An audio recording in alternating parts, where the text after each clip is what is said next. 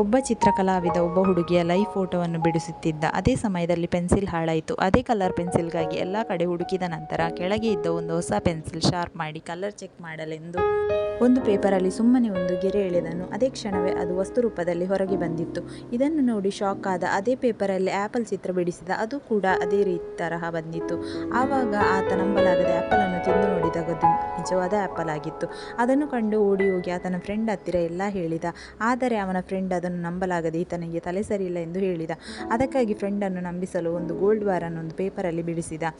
ಆದರೆ ಏನೂ ಬಾರದ ಕಾರಣ ಫ್ರೆಂಡ್ ಆ ಪೇಪರನ್ನು ಹೊರಗೆ ಎಸೆದ.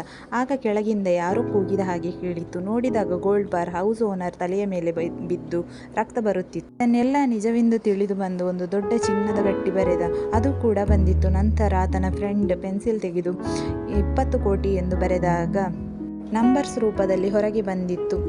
ಇದನ್ನೆಲ್ಲ ನೋಡುತ್ತಲೇ ಕಂತೆ ನೋಟು ಬರಲು ಶುರುವಾಗಿ ರೂಮ್ ಪೂರ್ತಿ ನೋಟುಗಳಿಂದ ತುಂಬಿತ್ತು.